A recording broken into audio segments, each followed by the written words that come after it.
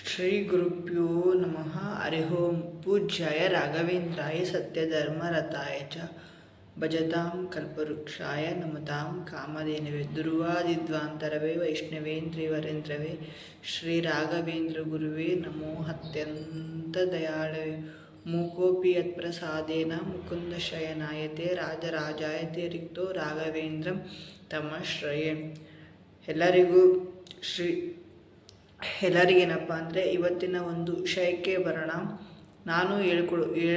ತಾನು ತಗೊಂಡು ಬಂದಿರುವಂತಹ ವಿಷಯ ಬಂದುಬಿಟ್ಟು ಏನಪ್ಪ ಅಂತಂದರೆ, ರಾಘವೇಂದ್ರ ಸ್ವಾಮಿಗಳು ಒಬ್ಬ ಭಕ್ತಿಗೆ ಮಾಡಿರುವಂತಹ ಅನುಗ್ರಹ ಬಗ್ಗೆ ತಿಳಿಸ್ಕೊಡುತ್ತೀನಿ. ಇನ್ನು ಈಗ ಈ ಪ್ರೆಸೆಂಟಾಗಿ ಏನು ನಡೀತಾ ಇದೆಯಪ್ಪ ಅಂದರೆ, ಶ್ರೀ ರಾಘವೇಂದ್ರ ಸ್ವಾಮಿಗಳ ಗುರುಗಳಂತಹ ಸುಮಧೀಂದ್ರ ತೀರ್ಥರು ಅವರ ಆರಾಧನೆ ಪರ್ವಕಾಲ ನಡೀತಾ ಇದೆ. ಯಾಕಂತಂದರೆ ಅವರು ರಾಘವೇಂದ್ರ ಸ್ವಾಮಿಗಳಂತಹ ಎಷ್ಟೋ ಜನ ಗುರುಗಳನ್ನು ಇಡೀ ನಮ್ಮ ನಾಡಿಗೆ, ನಮ್ಮ ದೇಶಕ್ಕೆ ಪರಿಚಯ ಮಾಡಿಕೊಟ್ಟಿರುವಂತಹ ಒಬ್ಬ ದೊಡ್ಡ ಗುರುಗಳು ಅಂತ ರಾಯರೇ ಅವ್ರನ್ನ ಭಾಳಷ್ಟು ವರ್ಣನೆ ಮಾಡಿ ಹೇಳ್ತಾರೆ ಅವು ಗುರುಗಳನ್ನ. ಯಾಕಂದರೆ ರಾಯರು ಅವತ್ತು ಸನ್ಯಾಸತ್ವ ಸ್ವೀಕರಿಸ್ಬೇಕಂತಂದರೆ ನಮ್ಮ ಈ ಸುಮಧೀಂದ್ರ ತೀರ್ಥರಿಗೆ ಕನಸಿನಲ್ಲಿ ಶ್ರೀಹರಿಯ ಆಜ್ಞೆ ಆಗಿರುತ್ತೆ. ಆದ್ರೂ ಶ್ರೀಹರಿಯ ಆಜ್ಞೆ ಆದ್ರೂ ವೆಂಕಟನಾಥ ಆಗಿರುವ ರಾಘವೇಂದ್ರ ಸ್ವಾಮಿಗಳು ವೆಂಕಟನಾಥ ಆಗಿರ್ತಾರೆ ಮೊದಲಿಗೆ. ಆದ್ರೂ ಒಪ್ಕೊಂಡ್ರ ನಾನು ಈ ಸನ್ಯಾಸತ್ವ ಸ್ವೀಕರಿಸಲ್ಲ ಅಂತ ವೆಂಕಟನಾಥ ಅವರೇ ಹೇಳಿರ್ತಾರೆ. ಆಗ ನನಗೆ ಸನ್ಯಾಸತ್ವ ನನ್ನ ಹೆಂಡತಿ ನನ್ನ ಹೆಂಡತಿ ಚಿಕ್ಕಳು, ನನ್ನ ಮಗ ಇನ್ನಿವ ಲಕ್ಷ್ಮೀನಾರಾಯಣ ಇನ್ನು ಅವನಿಗೆ ಉಪನಯನ ಆಗಿಲ್ಲ, ಇನ್ನೂ ಏನೂ ಆಗಿಲ್ಲ ಅಂತ ಹೇಳ್ತಾನೆ. ಯಾರು ವೆಂಕಟನಾಥ ಹೇಳಿ ನಾನು ಸನ್ಯಾಸತ್ವ ಸ್ವೀಕರಿಸಲ್ಲ, ನಾನು ಈ ಪೀಠಕ್ಕೆ ಯೋಗ್ಯನಲ್ಲ ಗುರುಗಳೇ ಅಂತಂದು ಗುರುಗಳಿಗೆ ನಮಸ್ಕಾರ ಮಾಡಿ ಹೋಗ್ಬಿಡ್ತಾನೆ. ಹೋಗಿದ ಮೇಲೆ ಸರಸ್ವತಿ ದೇವಿ ಕನಸಿನಲ್ಲಿ ಬಂದು ಹೇಳ್ತಾಳೆ, ಏನು, ಹೇ ವೆಂಕಟನಾಥ ನೀನು ಹೆದ್ದೇಳು. ಆ ಸರಸ್ವತಿ ಎಷ್ಟು ನರಗಳಾಡ್ತಿದ್ದಂದರೆ ವೆಂಕಟನಾಥಗೋಸ್ಕರ ರಾಘವೇಂದ್ರ ಸ್ವಾಮಿಗಳಂತ ನಾಮಕರಣ ಮಾಡೋಕ್ಕೆ ಎಷ್ಟು ಇದು ತಾಪತ್ರಯ ಪಡ್ತಿದ್ಲಂದರೆ ಅಷ್ಟು ಹೇಳೋಕ್ಕೂ ವರ್ಣಿಸಲು ಸಾಧ್ಯ. ಅಷ್ಟು ಸರಸ್ವತಿ ದೇವಿ ರಾಘವೇಂದ್ರ ವೆಂಕಟನಾಥನ ಮುಂದೆ ಕನಸಿನಲ್ಲಿ ಬಂದು ಹೇಳ್ತಾ. ಅಂದರೆ ವೆಂಕಟನಾಥ ಮೊದಲ ಹೆಸರು. ಅವರು ಸನ್ಯಾಸತ್ವ ಆಗಿ ಬಂದ ಮೇಲೆ ಅವರಿಗೆ ರಾಘವೇಂದ್ರ ಸ್ವಾಮಿ ಅಂತ ಮರುನಾಮಕರಣ ಮಾಡ್ತಾರೆ.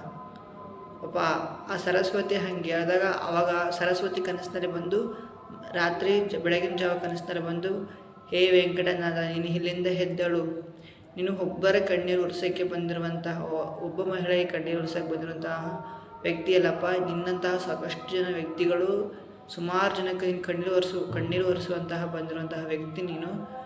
ಮೊದಲನೇ ಅವತಾರನಿಂದ ಪ್ರಹ್ಲಾದ, ಎರಡನೇ ಅವತಾರನಿಂದ ವ್ಯಾಸರಾಯರು, ಮೂರನೇ ಅವತಾರ ಬಾಹಲಿಕ, ಈಗ ನೀನು 4ನೇ ಅವತಾರ ಆಗಿ ನೀನು ಇಲ್ಲಿ ನಮ್ಮ ಯುಗಕ್ಕೆ ಭೂಲೋಕಕ್ಕೆ ಬಂದಿಯಪ್ಪ ಅಂತ ಸರಸ್ವತಿ ಹಂಗೆ ಹೇಳಿದಾಗ ಆಗ ವೆಂಕಟನಾಥಗೆ ಎಚ್ಚರಿಕೆ ಆದಾಗ ಸರಸ್ವತಿ ಬಳಿ ಹೋಗಿ ಕೇಳ್ತಾರೆ, ಹಿಂಗ ನನಗೆ ಸರಸ್ವತಿ ದೇವಿ ಆಜ್ಞೆ ಹೇಳಲ್ಲ. ಕೇಳ್ತಾಳೆ ಸರಸ್ವತಿ, ನಾನು ಸನ್ಯಾಸತ್ವ ಸ್ವೀಕರಿಸ್ತೀನಿ ನೀನು ಹೆಂಗ ಅಂದ್ರೆ, ಆಕೆ ಸರಸ್ವತಿ ದೇವಿ ಎಷ್ಟು ಒಳ್ಳೆಯವಳು ಅಂತಂದರೆ, ನನ್ನ ಒಡಿಯಲ್ಲಿ ನಿಮ್ಮನ್ನ ಬಚ್ಚಿಟ್ಕೊಳ್ಬೇಕು ಅಂತ ಹೇಳ್ತಾರೆ. ಅದು ಒಂದು ಸಲ ಅಷ್ಟು ಸನ್ಯಾಸತ್ವ ಹೆಂಗೆ ಸ್ವೀಕರಿಸಿದ್ರು ಅವೆಲ್ಲ ಒಂದು ಸಲ ಹೇಳ್ತೀನಿ. ಆ ಗುರುಗಳು ಸುಮಧೀಂದ್ರ ಶ್ರೀ ಗುರುಗಳು ಅವರ ಪರ್ವದಿನಗಳು ಆರಾಧನೆ ನಡೀತಾ ಇದೆ. ಅವ್ರನ್ನೂ ಆರಾಧನೆ ಮಾಡಿ. ಯಾಕಂದರೆ ಅವರು ಎಷ್ಟೋ ನಮ್ಮ ರಾಘವೇಂದ್ರ ಸ್ವಾಮಿಗಳಂತಹ ಗುರುಗಳನ್ನು ನಮ್ಮ ದೇಶಕ್ಕೆ ಪರಿಚಯ ಮಾಡಿಕೊಟ್ಟಿರುವಂತಹ ಮಹಾನ್ ಭಾವಿ ವ್ಯಕ್ತಿ ಆಗಿರೋದ್ರಿಂದ ಅವರನ್ನು ನಾನೀಗ ಸ್ಮರಿಸುತ್ತಾ ನನ್ನ ಒಂದು ವಿಷಯಕ್ಕೆ ಬರುತ್ತಿದ್ದೇನೆ. ಏನಪ್ಪ ಅಂದರೆ, ಮಂತ್ರಾಲಯದಲ್ಲಿ ಒಬ್ಬ ಭಕ್ತೆ, ರಾಘವೇಂದ್ರ ಸ್ವಾಮಿ ಭಕ್ತೆ, ಆತನ ತಂದೆ ಇರ್ತಾನೆ, ಒಬ್ಬ ಮಗಳು ಇರ್ತಾರೆ. ರೈತಾಪಿ ಮಂದಿ ಫಾರ್ಮರ್ ಅವ್ರ ತಂದೆ ಇರೋದು ಒಬ್ಬೇ ಮಗಳು. ಎಲ್ಲ ತಂದೆ ತಾಯಿ ಏನೋ ಆಸೆ ಇರುತ್ತೆ, ಮಗಳನ್ನ ಒಳ್ಳೆ ಮನೆ ಕೊಡಬೇಕು, ಒಳ್ಳೆ ಕುಟುಂಬಸ್ಥರ ಮನೆ ಕೊಡಬೇಕು ಅನ್ನೋ ಪ್ರತಿಯೊಬ್ಬ ತಂದೆ ತಾಯಿ ಆಸೆ ಆದ, ಒಳ್ಳೆ ಶ್ರೀಮಂತ ಮನೆ ಕೊಡಬೇಕು ಅಂತ. ಆ ಹುಡುಗ ವಿದ್ಯೆ ಇತ್ತು, ಬುದ್ಧಿ ಇತ್ತು, ಎಲ್ಲ ಇತ್ತು, ಹೊಲ ಆಸ್ತಿ ಅಂತಸ್ತು ನೌಕರಿ ಎಲ್ಲ ಇತ್ತು. ಅಂಥವ್ರಿಗೆ ಮನೆಗೆ ಮದುವೆ ಮಾಡಿಕೊಟ್ರು. ಆ ಹುಡುಗಿನ ಭಾಳ ದೊಡ್ಡ ಮನೆ, ಭಾಳ ಶ್ರೀಮಂತಿಕೆ ಮನೆ. ಆ ಹುಡುಗಿ 1 ದಿನ 2 ದಿನ 3 ದಿನ ಒಂದು ಸ್ಟಾರ್ಟಿಂಗ್ ಚೆನ್ನಾಗಿದ್ಲು.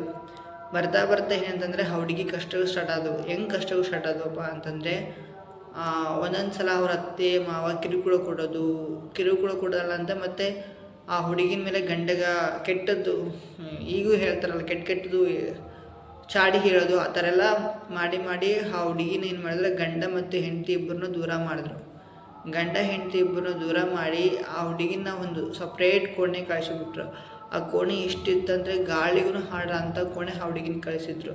ಆ ಹುಡುಗಿ ಅಲ್ಲಿ ಏನು ಮಾಡ್ತಿದ್ಲಪ್ಪ, ಅಷ್ಟು ಕೆಲಸ ಎಲ್ಲ ಮುಗಿಸ್ಕೊಂಡು ಅವರು ರಾತ್ರಿ ತನಕ ಕೆಲಸ ಮಾಡಿಸ್ಕೊಂಡಿದ್ರಪ್ಪ. ಆ ಹುಡುಗಿಗೆ ತುಪ್ಪ ಬೆಳಗಿನ ತಿಂಡಿ ಅಷ್ಟೇ ಕೊಡ್ತಾಯಿದ್ರು. ಬೆಳಗಿನ ತಿಂಡಿ ಏನು ಮಾಡಿರ್ತಾರಲ್ಲ ಅದನ್ನೇ ಆ ಹುಡುಗಿ ಕೊಡ್ತಾಯಿದ್ರು. ಆ ಹುಡುಗಿ ಎಷ್ಟು ಇದು ಅಂತಂದರೆ ಆ ತುಪ್ಪನ ತನಗೆ ಸೇವನೆ ಮಾಡಲಾರ್ದೇ ಅದನ್ನ ತುಪ್ಪನ ಹಾಗೆ ಇಟ್ಕೊಂಡು ಸಂಗ್ರಹಣ ಮಾಡಿ ರಾಯರಿಗೆ ತುಪ್ಪ ದೀಪ ಹಚ್ತಿದ್ಲು. ಅದು ಒಂದು ಸಣ್ಣ ಚಿಪ್ಪಿನಲ್ಲಿ. ಅಷ್ಟು ಈಗ ಯಾರು ತುಪ್ಪ ದೀಪ ಹಚ್ಬೇಕಂದ್ರೆ ಅಷ್ಟು ಕಾಸ್ಟ್ಲಿ ಅಷ್ಟು ದುಡ್ಡು ಆಗೋದು. ಆದರೆ ಅವಳಿಗೆ ತನ್ನ ಒಟ್ಟಿಗೆ ಆಗಂತ ರಾಯರಿಗೆ ಹೇಗಂತ ಸೇವೆಗೆ ಅಂತಂದು ಅದು ಪ್ರತಿದಿನ ರಾಯರಿಗೆ ಅವಳಿಗೆ ಏನು ಮಾಡ್ತಿದ್ಲು, ಆ ಸೇವೆ ಅಂದರೆ ತುಪ್ಪದ ದೀಪ ಒಂದು ಚಿಪ್ಪು ಇರ್ತೈತೆ. ಆ ಚಿಪ್ಪಿನಲ್ಲಿ ಒಂದು ಬತ್ತೆ ಇಟ್ಟು ಅದರಲ್ಲಿ ಅವ್ರು ಏನು ಕೊಡ್ತಿದ್ರಲ್ಲ ತುಪ್ಪನ ಅದನ್ನ ತಗೊಂಬಂದು ಅಂಟಿಸಿ ರಾಯರಿಗೆ ಮಂಗಳಾರತಿ ಮಾಡ್ತಿದ್ಲು. ಇದು ಅವಳಿಗೆ ಒಂದು ಪ್ರತಿದಿನ ಹೀಗೆ ಮಾಡ್ತಾಯಿದ್ಲು. ಎಷ್ಟು ಕಿರುಕುಳ ಕೊಟ್ಟಿದ್ರಂದ್ರೆ ಅವಳಿಗೆ ಆ ಮನೆಗೆ ಕೆಲಸ ಜ್ವರ ಬಂದ್ರೂ ಬಿಡ್ತಾ ಇದ್ದಿಲ್ಲ. ಅಷ್ಟು ಅವಳಿಗೆ ಕಿರುಕುಳ ಕೊಟ್ಟಾಗ ರಾಯರಿಗೆ ಸುಮ್ಮನೆ ಬಿಡ್ತಾರ? ತಮ್ಮ ಭಕ್ತರನ್ನ ಇಷ್ಟು ನೋಯಿಸಿದ್ರೆ ರಾಯರು ಸುಮ್ಮನೆ ಬಿಡ್ತಾರ? ಏನು ಮಾಡಿದ್ರು ಅವ್ರ ಮನೇಲಿ ಅತ್ತೆ ಮಾವ ಇಬ್ಬರು ಕಣ್ಣು ಇದ್ದಕ್ಕಿದ್ದಂತೆ ಮಾಯನ ಅಂದರೆ ಕಣ್ಣು ಕಾಣ್ಲಾರ್ದಂಗೆ ಅದು. ಒಂದು ದಿನ ಸ್ವಲ್ಪ ಕಣ್ಣು ಕಾಣ್ದಂಗೆ ಆಯಿತು, ಇನ್ನೊಂದು ದಿನ ಸ್ವಲ್ಪ ಒಂದು 3 ದಿನ ಪೂರ ಕಣ್ಣೇ ಕಾಣ್ದಂಗೆ ಆಗ್ಬಿಟ್ಟು ಅವರಿಗೆ ಇದೇನು ಇದ್ದಕ್ಕಿದ್ದಂತೆ ಕಣ್ಣು ಹೋಗ್ಬಿಟ್ವಲ್ಲ ಅಂತ ಭಾಳ ಇದಾಯಿತು. ಆಗ ಅಲ್ಲಿ ಬಾಜು ಅವ್ರ ಕಡೆ ಮನೆಯವರೆಲ್ಲ ಹೇಳ್ತಾರೆ ಹಿಂಗಿಂಗ ಈಗ ಮಂತ್ರಾಲಯ ಅಂತ ಬಂದಿದೆ. ಮೊದಲು ಮಂಚಾಲಯ ಅಂತ ಇತ್ತು. ಆ ಮಂಚಾಲಯ ಎಂಬ ಊರು ಏನಪ್ಪ ಅಂತಂದರೆ ಅದು ಒಂದು ದೇವಿಯ ಹೆಸರು. ಅಲ್ಲಿ ಮಂಚಾಲಯ ಎಂಬ ತಾಯಿ ಇತ್ತು. ಆ ತಾಯಿನೇ ರಾಘವೇಂದ್ರ ಸ್ವಾಮಿಗಳಿಗೆ ಇದು ಅಲ್ಲಿ ತಪಸ್ಸು ಮಾಡ್ಬೇಕಂತ ಆದೇಶ ಮಾಡಿದ್ದ ಆ ತಾಯಿನೇ. ಆ ರಾಯರು ಆ ಮಂತ್ರಾಲಯ ಅಂತ ಅವ್ರ ಮಂತ್ರದಿಂದ ಅದನ್ನ ದೇವಾಲಯನೇ ಮಾಡ್ಯಾರ. ಅದಕ್ಕೆ ಮಂತ್ರಾಲಯ ಅಂತ ಹೆಸರು ಬಂತು. ಮೊದಲು ಮಂಚಾಲಯ ಅಂತ ಕರಿದ್ರು. ಅಲ್ಲಿಗೆ ಹೋಗಿ ಸೇವೆ ಮಾಡಿ ರಾಘವೇಂದ್ರ ಸ್ವಾಮಿಗಳ ಅನುಗ್ರಹ ಆದರೆ ಕಣ್ಣು ಬರ್ಬೋದು ನೋಡು ಅಂತ ಯಾರು ಹೇಳ್ತಾರೆ. ಅವರು ಇಷ್ಟು ದಿನ ಸೇವೆ ಮಾಡಿದ್ರಂದರೆ ಒಂದು ದಿನ ಸೇವೆ ಮಾಡಿದ್ರು ರಾಯರು ಕನಸಿನಲ್ಲಿ ಬರಲಿಲ್ಲ. 2 ದಿನ ಮಾಡಿದ್ರು ರಾಯರು ಏನೂ ಸೂಚನೆ ಕೊಡಲಿಲ್ಲ. 3ನೇ ದಿನವೂ ಸೂಚನೆ ಕೊಡಲಿಲ್ಲ. 5 ದಿನ ಆಯಿತು, 7 ದಿನ ಆಯಿತು, 9 ದಿನ, 11 ದಿನ, ತಿಂಗಳು ಕಳೆದು ವರ್ಷನೂ ಕಳೆದು ರಾಯರು ಏನು ಸೂಚನೆ ಕೊಡಲೇ ಇಲ್ಲ. ವರ್ಷಗಳು ಕಳೆದ್ರು ರಾಯರು ಸೂಚನೆ ಕೊಡಲಿಲ್ಲ ಅಂತಂದಮೇಲೆ ಒಂದು ದಿನ ಸ್ವಪ್ನದಲ್ಲಿ ರಾಯರೇ ಬಂದು ಅವ್ರ ಕರ್ಮ ಎಲ್ಲ ರಾಯರು ಕಳೆದು ಅವ್ರ ಪಾಪ ಕರ್ಮಗಳ ರಾಯರು ಕಳೆದು ಕನಸಿನಲ್ಲಿ ಬಂದು ಹಿಂಗೆ ಹೇಳ್ತಾರೆ, ಹಿಂಗ ನೋಡಮ್ಮ ನನ್ನ ಭಕ್ತಿ ಹಾಗೆ ಅವ್ರು ಹೇಳಲ್ಲ. ನಿಮ್ಮ ಮನೆಯಲ್ಲಿ ಒಬ್ಬ ವೈದ್ಯ ಇದ್ದಾರೆ, ಆ ವೈದ್ಯರ ಹತ್ರ ಹೋಗಿ ಕಣ್ಣು ಕೊಡ್ತಾರ ಅಂತ ಹೇಳ್ತಾರೆ. ರಾಯರು ಫಸ್ಟಿಗೆ ಏನೂ ಹೇಳಲ್ಲ, ನಿಮ್ಮ ಮನೆಯಲ್ಲಿ ಒಬ್ಬ ವೈದ್ಯರಿದ್ದಾರೆ ಅಂತ ಹೇಳ್ತಾರೆ. ಅವರಿಗೆ ಸ್ವಪ್ನದಿಂದ ಎಚ್ಚರಿಕೆ ಆಗುತ್ತೆ. ನಮ್ಮ ಮನೇಲಿ ಯಾರು ವೈದ್ಯರು ಇದ್ದಾರೆ, ಗಂಡ ಹೆಂಡತಿ ಅನ್ಕೊಂತಾರೆ. ನಮ್ಮ ಮನೇಲಿ ಇದ್ದವರಿಗೆ ಯಾರು ವೈದ್ಯರೇ ಇಲ್ಲ, ನಮ್ಮ ಮಗ ಸರ್ಕಾರಿ ಕೆಲಸ ಇದ್ದಾರೆ, ನಮ್ಮ ಮನೇಲಿ ಯಾರು ವೈದ್ಯರೇ ಇಲ್ಲ, ಇನ್ಯಾರು ಇರ್ಬೋದು ಅಂತಂದು ಅವ್ರವ್ರೆ ಅಂದ್ಕೊಂಡು ಮತ್ತೆ ರಾಯರಿಗೆ ಸೇವೆ ಮಾಡೋಕ್ಕೆ ಸ್ಟಾರ್ಟ್ ಮಾಡ್ತಾರೆ. ರಾಯರಿಗೆ ಸೇವೆ ಮಾಡೋಕ್ಕೆ ಸ್ಟಾರ್ಟ್ ಮಾಡಿದಾಗ ಮತ್ತೆ ಒಂದು ಸ್ವಲ್ಪ ದಿನ ಮತ್ತು ರಾಯರ ಸ್ವಪ್ನದಲ್ಲಿ ಬಂದು ಹೇಳ್ತಾರೆ, ಹಿಂಗ ನಿಮ್ಮ ಮನೇಲಿ ಬೇರೆ ಯಾರೂ ಇಲ್ಲಮ್ಮ ವೈದ್ಯರು, ನನ್ನ ಭಕ್ತೆ ಆಗಿರುವಂತಹ ನನ್ನ ಭಕ್ತಳಿಗೆ ನೀವು ಎಷ್ಟು ಕಿರುಕುಳ ನೋವು, ಆಕೆಗೆ ಆರೋಗ್ಯ ಸಮಸ್ಯೆ ಬಂದರೂ ನೀವು ಆಕೆ ಅಷ್ಟು ಕಿರುಕುಳ ಕೊಟ್ಟಿದ್ದೀರ, ನಾನು ಅದನ್ನು ಸಹಿಸಲಾರದೆ ನಿಮ್ಮ ಕಣ್ಣನ್ನು ಕಿತ್ಕೊಂಡಿದ್ದೀನಿ. ಈಗ ನೀವೇನು ಮಾಡ್ಬೇಕಂತಂದರೆ ನನ್ನ ಭಕ್ತ ಇದ್ದಾಳೆ, ಆಕೆ ಹತ್ರ ಹೋಗಿ ನಿಮಗೆ ಕಣ್ಣನ್ನು ಕೊಡ್ತಾಳ ಅಂದರೆ ಹೇಳ್ತಾರೆ. ಅವರು ಹೋಗಿ ಮತ್ತು ಸೊಸೆ ಹತ್ರ ಹೋಗಿ ನಮಸ್ಕಾರ ಮಾಡ್ತಾಳೆ. ಅಯ್ಯೋ ನನಗೆ ಯಾಕೆ ನಮಸ್ಕಾರ ಮಾಡ್ತಾರಂತ ಸೊಸೆ ಅಂತಾಳ, ನಾನು ಭಾಳ ಕಿರುಕುಳ ಕೊಟ್ಟಿದ್ದಮ್ಮ, ಗಂಡ ಹೆಂಡ್ತಿನೇ ದೂರ ಮಾಡಿದ್ವಿ, ನಮ್ಮನ್ನು ಕ್ಷಮಿಸಿಬಿಡು ಅಂತ ಹೇಳ್ತಾ. ಅವಾಗ ಅಂತ ನಾನು ಹೆಂಗೆ ನಿಮಗೆ ಕಣ್ಣು ಕೊಡಬೇಕಾಗುತ್ತೆ ಅಂತ ಆಲೋಚನೆ ಮಾಡಿದಾಗ ರಾಯರ ಸ್ವಪ್ನದಲ್ಲಿ ಬಂದು ಹಿಂಗಂತ ಹೇಳ್ತಾರೆ, ಏನಿಲ್ಲಮ್ಮ ನೀನು ನನಗೆ ಪ್ರತಿದಿನ ಮಾಡ್ತಿರುವಂತಹ ಚಿಪ್ಪಿನಲ್ಲಿ ನನಗೇನು ತುಪ್ಪ ದೀಪ ಬೆಳೆದಿದ್ದಲ್ಲ ಆ ಚಿಪ್ಪು ತಗೊಂಡು ಅವ್ರು ಏನು ಆ ತುಪ್ಪ ಕೊಟ್ಟಿದ್ರಲ್ಲ ಆ ತುಪ್ಪ ತಗೊಂಡು ಅವ್ರ ಕಣ್ಣಿಗೆ ಸೇವರು ಪ್ರತಿದಿನ ಅಂತ ಹೇಳ್ತಾರೆ. ಹಂಗೆ ಪ್ರತಿದಿನ ಕಣ್ಣಿಗೆ ಸೇವರಿ ಒಂದು ದಿನ ಅಂತ ಕಣ್ಣು ಬಂದೇ ಬಂತು.